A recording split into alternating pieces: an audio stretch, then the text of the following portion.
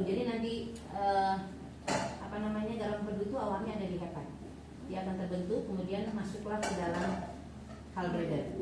Ya, di halbreder ini tadinya awalnya encer, kemudian akan lebih dipekatkan, dan dia akan keluar manakala ada dari lambung itu ke duodenum lemak.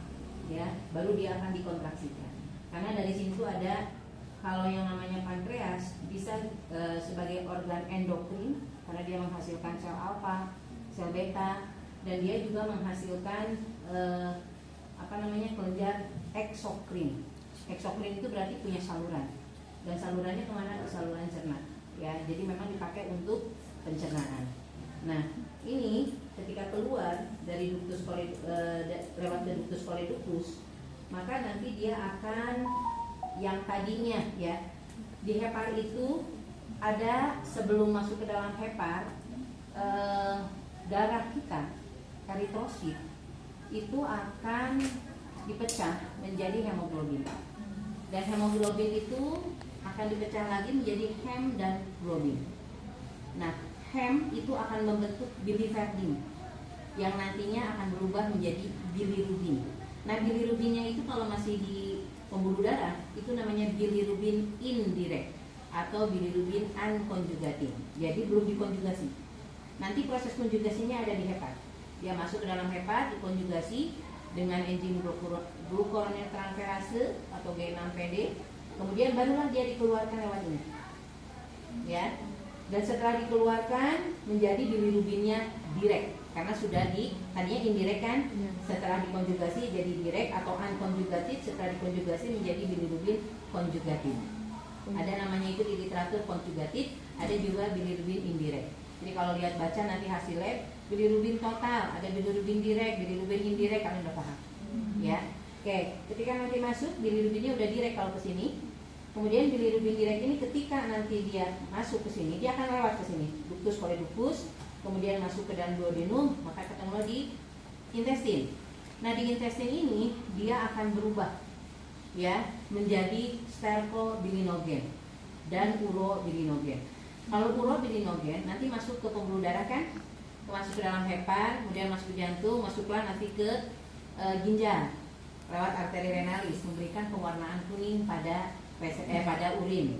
Tapi kalau stercobilinogen memberikan pewarnaan pada feses. Makanya kenapa feses kita kuning itu, karena sudah dibentuk oleh adanya dari bilirubin ini. Jadi kalau misalnya ada sumbatan di sini, kebayang? Misalnya ada batunya kecil, kemudian batunya teh ngacang di sini keluar, batunya teh diam di sini, diam menutup ductus coledochus, ya, dia tidak kesini kan?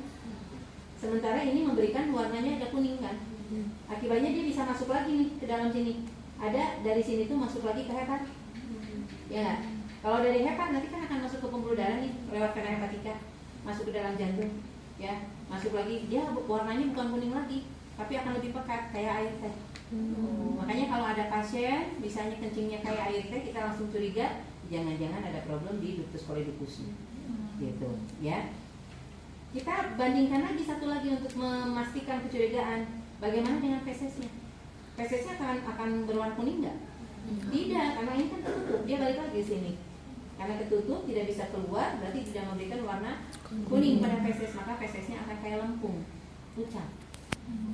Itu menandakan problemnya ada di sini. Jadi kalau kita ngerti anatomi, kita ngerti fungsinya, ketika penyakit udah paham. Saya datang pas pasien dengan kondisi apa? Kenapa ya feses saya pucat? Terus air kening saya jadi kuning kayak teh. Kita udah nggak akan mikir apa ya, diguna-guna gitu enggak? Langsung aja ngomongin sini. Ya. Ketika ada pasien kuning, histerik, lihat hatinya aman, bilirubin direknya aman, indirectnya problemnya ternyata di sini. Kenapa dia balik lagi memberikan hanya histerik? Kenapa kalau dalam cek di sininya ada apa? Oh, pantesan. Ternyata ada yang menghalangi. Batu nggak ada. Apa dong? Ternyata ada tumor intraabdominal. Ada tumor neken ke sini. Jadi si salurannya ketekan sama tumor. Akhirnya tumornya udah di sini, di luar. Tapi di abdomen tutup. Dia nggak bisa. Udah.